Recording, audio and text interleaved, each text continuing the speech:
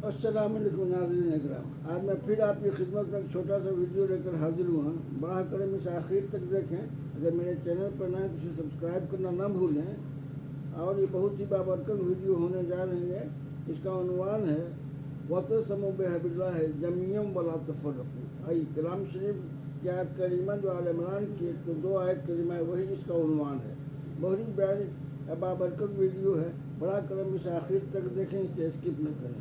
आइए अब मैं बगैर वक्त ज़ाय किए बढ़ता हूँ गुनवान की तरफ। तो आल इमरान की आयत करीमा 101 और 2 दोनों को मिलाकर मैं कुछ बातें आपके साथ शेयर करूँगा। मैं तफसीर और तशरीह का हकदार नहीं हूँ, न मैं वैसी हस्ती हूँ, न वैसी शख्सियत रखता हूँ, न वैसा इल्म है। लेकिन फिर भी जो कुछ भी मैं जानता हूँ आपके साथ शेयर अक्सर करता रहा हूँ, और आप लोगों ने नवाजा भी है। इस तरह से आप लोगों के ताबुन से, मैंने आप लोगों की हौसला अफजाई से मैं हिम्मत करता हूँ आपसे कुछ अर्ज करने का। और कोई बात हो तो ज़रूर हमें कमेंट से वादा करें या मुतला करें, ताकि मैं अपनी इस्लाह कर सकूँ। आए तो मैं कलाम शरीफ की आयत करीमा 101 तलावत कर रहा हूँ, जिसमें अल्लाह ताला फरमाते सूरह आल इमरान की आयत करीमा 101 है, या अय्युहल्लज़ीना आमनू वत्तक़ुल्लाह या अय्युहल्लज़ीना आमनू वत्तक़ुल्लाह वला तमूतुन्ना इल्ला व अंतुम मुस्लिमून। दूसरी आयत वतसमु बिहबिल्लाहि जमीअन वला तफर्रक़ू वज़कुरू निअमतल्लाहि अलैकुम इन कुंतुम अज़ाअ फ़अलफ़ बैन क़ुलूबिकुम फ़अस्बहू बिनिअमतिही इख़वाना। इस आयत करीमा मैं पहले भी अर्ज़ कर दिया कि मैं तफसीर में नहीं जाऊँगा, लेकिन लुब्बे लुबाब ये है कि ईमान वालों, अल्लाह से डरो जैसा कि उससे डरने का हक़ है, और मरते दम तक मुसलमान रहो, और अल्लाह की रस्सी को मजबूती से पकड़े रहो, ताकि तुम बिखर न जाओ। बोला तफर्रुक़ वाला, और फ़िरका मत बनाना, फ़िरका बनने से रोका गया है। और उस एहसान और नेमत को याद करो जो तुम पहले आपस में दुश्मन थे, अल्लाह ने तुमने दिल मोहब्बत डाल दिया और भाई भाई हुए। अल्हम्दुलिल्लाह। आइए मफ़हूम जो मैंने आपको अर्ज़ किया, अब मैं इसको आगे बढ़ते हुए इसी में कमी और बेशी की वजह से, कमी आने की वजह से, और कुछ मुजाहज़े में है कि लबू हो जाने की वजह से हम मैदान करबला तक किस तरह से पहुँचे, इसकी वजाहत इस तरह से हो जाती है कि अल्लाह का खौफ ख़त्म होने लगा, और तफ़रक़ा बढ़ने लगा, और जमातें बनने लगी, और फ़िरका बढ़ने लगा। ये तो हम जानते ही हैं। मक्का फ़तह के बाद, इस्लाम आने के बाद मक्का की हैसियत पहले जैसी नहीं रह गई थी। मदीना का बोलबाला हो चुका था, और मक्का में जो मैया और कुरैश के सरदार थे, उनकी हैसियत भी किसी करके छोटी हो गई थी, रिड्यूस करके छोटे हो गए थे। लिहाजा घर तो माफ़ी तो उनको मिल ही गई थी, माफ़ी मांग ही लिए थे बहरहाल, लेकिन ये असबियत उनमें बरकरार रही कि मेरा इलाका छोड़ के दूसरे इलाका में इसकी अक्सरियत चली गई है, अक्सरियत बढ़ गई है, और हम अक्सरियत में आ गए, यानी कि हमारा रोब दावा कम हो गया, और हम किसी के छोटे हो गए, हम कमज़ोर भी हो गए हैं, और तादाद भी कम हो गया। आई बल्कि इस्लाम सभी ले आए थे। बहरहाल असल मुद्दा ये है जो हमने कहा कि अल्लाह का खौफ, और अल्लाह की रस्सी को मजबूती से पकड़े रहना, और फिर तफ़रक़ा ना रहे, तुम्हें फूट ना पड़ जाए।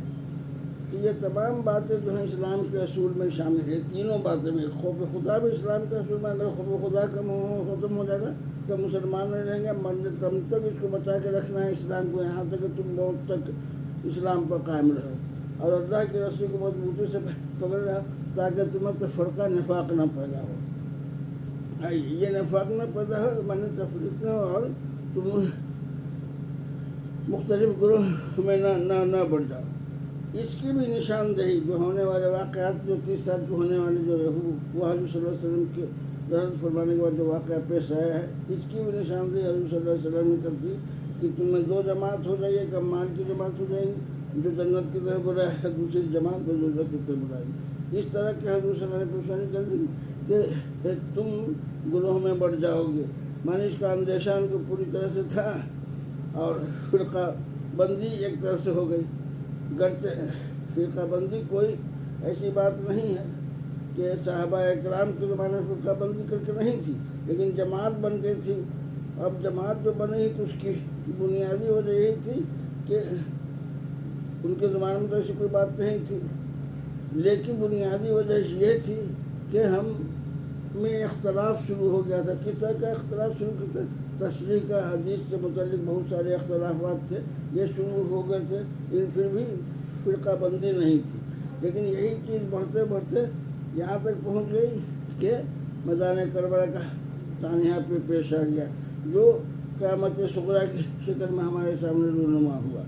آئیے تب اس سلسلے میں جو باتیں مختلف رہے یہ ہے، میں تمام باتیں کلام شریف کی روشنی میں، اس میں کہیں بھی اختلاف کی گنجائش نہیں، متفق علیہ کہ اے لوگوں کو جو ایمان لائے ہو اللہ سے ڈرو جیسا کہ ان کا حق ہے، اور یہاں تک کہ ایمان کے ساتھ بڑھو اور اللہ کی رسی کو مضبوطی سے پکڑو تاکہ تم بکھر نہ جاؤ، اور اس نعمت کو یاد کرو۔ وقت وقت پر بھی شکرانہ ادا کرنے کا حکم دیا ہے اللہ تعالیٰ نے، کہ جو صبح عمل میں ایک دوسرے کو دشمن سمجھتے اس میں بھائی چارگی کا خلوق کا ہم نے احساس ڈال دیا اور آپس میں بھائی بھائی ہو گئے، الحمدللہ۔ آئیے اب اصل مدعا یہ ہے کہ نفاق کا بڑھنا اختلاف نظریات کی وجہ سے نہیں ہوا، بلکہ یہ نفاق بڑھتا کیوں چلا گیا؟ علاقائی عصبیت کی وجہ سے۔ علاقائی عصبیت اسی وقت شروع ہو گئی تھی کیونکہ مکہ معظمہ بحیثیت ہوتا جا رہا تھا اور ہو بھی گیا تھا اور تھا بھی، اور مدینہ کا اثر بڑھ گیا، اس لیے بھی یہ لوگ اس طرح سے تھے کہ ہم مکہ کی حیثیت کو پھر بحال کر لیں۔ اس میں امیر معاویہ سب سے آگے تھے، آخر حضور صلی اللہ علیہ وسلم قرب حاصل کر کے انہوں نے اپنے والد کے ذریعے گورنر بھی بن گئے۔ تو ابو سفیان نے کہا کہ گورنر کے ساتھ ساتھ اختیار بھی دیا جائے، انہیں اختیار بھی ملا، گورنر کو بااختیار والی چیز ہوتی ہے۔ تو اس طرح سے جب وہ صحابہ کرام اور خلفائے راشدین سے ملا جلا کر کے جو آگے بڑھتے رہے، تو یہ عصبیت کو ہم نہیں جانتے، واللہ میں نہ تہمت نہ بہتان لگانا چاہتا ہوں، جو کچھ بھی رونما ہوا ہے وہ یہ ہے کہ علاقائی عصبیت ضرور حاوی تھی کہیں نہ کہیں، اور مکہ کے بے حیثیت ہونے کا خیال اور ان کو اپنے اقتدار کم ہونے کا خیال کہیں نہ کہیں ضرور موجود ہے۔ تاریخی اہمیت کے بتا رہا میں کوئی الزام یا بہتان نہیں لگا رہا ہوں، تاریخ بتا رہی ہے، جو حدیث بتا رہا میں وہ آپ چارج کر اپنی طرف سے کچھ نہیں کر رہا ہوں۔ اور جو واقعہ پیش آیا سارے لوگ جانتے ہیں کہ حضرت علی کرم اللہ وجہ اور امیر معاویہ میں جو جنگ ہوئی، تو پہلی بار صلی اللہ علیہ وسلم کے بعد جو ہے پہلی بار تلوار اسلام کے نام پر حضرت علی کرم اللہ وجہ نے نکالی، یہ اسلام کی محافظت کے لیے، اور انہوں نے اپنا دارالسلطنت بھی مدینہ سے کوفہ لے آئے۔ اور کوفہ میں بھی جو اجتماعات والی جو بات جو ہم نے کیا بار بار کرم شریف کو دہرا رہا ہوں کہ وہ متحد نہیں رہ سکے، یہ ہوتے ہوئے بھی کہ ہم کو یہ چاہتے ہوئے بھی کہ امام حسین کے ساتھ بیعت کرنا ہے، لیکن وہ اپنے عہد پر اتحاد پر قائم نہیں رہے، بلا بھیجنے کے باوجود بھی وہ ان کی تعداد کم ہو گئی اور اپنے عہد سے ہٹ گئے اور متحد نہیں رہ سکے۔ تو اصل معاملہ متحد رہنے سے ہے، اب متحد نہیں رہے اور وہ حضرت امام حسین تنہا پڑ گئے اپنے خاندان والوں کے ساتھ۔ دوسرا 70 افراد جو عام طور پر آدمی بہت سا ٹریول کرتا ہے یا چھوٹے موٹے قافلہ کے ساتھ کہیں جانا کہیں زیارت کے لیے جاتا ہے، اس طرح سے اتنی ہی تعداد ان کے ساتھ تھی جو لڑائی مار کا کو جھیل نہیں سکتی تھی۔ آئیے تو بہرحال اصل معاملہ ہے متحد رہنے کا، اور یہ فرقہ جو بڑھنا شروع ہوا ہے، جو ہنوز بڑھتا جا رہا ہے، علاقائی تثبیت کے بجائے بڑھتا جا رہا ہے، اور شخصیت امپورٹنس کے لیے تو شخصیت امپورٹنس جو تھا امیر معاویہ نے اتنا بڑھا دیا تھا، اور اس خلافت کو ملوکیت میں بدل دیا تھا کہ اپنے زندگی میں ہی انہوں نے یزید کی نامزدگی کر دی تھی۔ یزید کو خلیفہ کیا، خلیفہ جس طرح چنا تھا اس تو خلیفہ ہی کی بات ہوتی، لیکن ایک طرح سے ان کو بادشاہ بنا دیا تھا۔ مطلب میں بادشاہی کروں گا، اس لیے کہ اترادھیکاری بادشاہ کا یوراج ہوا کرتا ہے، پرنس ہوا کرتا ہے، ولی عہد سلطنت جیسے ہوتا ہے، اس طرح سے اس کو نومینیٹ کر دیا گیا۔ نتیجہ کیا ہوا کہ خلافت جو ہے ملکوت میں تبدیل ہو گئی، اور نتیجہ کیا ہوا اسلام سے منحرف ہونے کا، خدا ختم ہونے کا، اتحاد کے ختم ہونے کا جو واقعہ کربلا پیش آیا، اور یہ قیامت صغریٰ کی شکل میں پیش آیا۔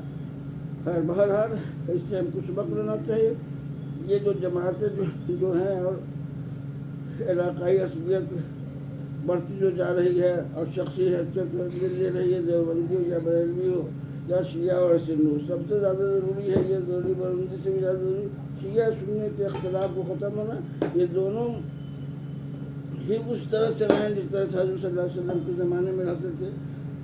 اور پھر اتنا ہی نہیں، یہ تمام اختلاف کے باوجود بھی عقیدہ اسلام تھا نہ قرآن ہی تھا اور حدیث ہی تھا. لیکن اب جو ہم دیکھ رہے ہیں کہ احادیث کے جو اختلافات ہیں وہ بڑھتے جا رہے ہیں. رفعین کا معاملہ ہو یا امین بالجہر ہو یا درود شریف پڑھنے کا معاملہ ہو، چھوٹی چھوٹی باتیں بڑی شکل، ان جو بڑی شکل میں جو ہے وہ شیعہ سنی. جب تک شیعہ سنی ایک نہیں ہوں گے اسلامی اتحاد مضبوط نہ ہوگا. یعنی کہ عرب و ایران عرب و جن کو ایک ہونا ہے اور تبھی جا کے اسلام کا جھنڈا پھہرائے گا ساری دنیا میں، جب تک شیعہ سنی ایک نہیں ہو جائیں گے. اور کون غلط ہے کون صحیح، اس واقعہ کربلا کو اللہ کے حوالے چھوڑیے. جس کے ساتھ اللہ جس نے جو کیا ہے وہ بھوگے گا. یہ کہ یزید مر گیا، حسین زندہ ہے، ابھی تک ہم لوگ حسین کا نام لے رہے ہیں، جو جیسا کرے گا ویسا بڑھے گا. ہم لوگ شیعہ سنی والی معاملہ کو ختم کر کے ایک ہوں، اور باقی جو ہے ریلی دیوبندی اور باقی جو لوگ ہیں وہ تو معمولی چھوٹے سے اختلاف تھا، امین زور سے کہیں آہستہ کہیں ہاتھ باندھے یا جھاڑے، یہ میں کوئی ایسی بات نہیں ہے. لیکن شیعہ سنی والے کو متحد ہونا ضروری ہے. تبرہ لعنت مرحمت سے بھی پرہیز کرنا ہے، اور پیار محبت کے ساتھ تمام جو شہدائے کربلا سے لے کر کے آج وہ جنہوں نے اسلام کی خدمت کی ہے ان کی ہمیں تعظیم کرنی ہے. الحمدللہ آج کے لیے اتنا ہی کافی. پھر آئندہ کسی اگلے ویڈیو میں. السلام.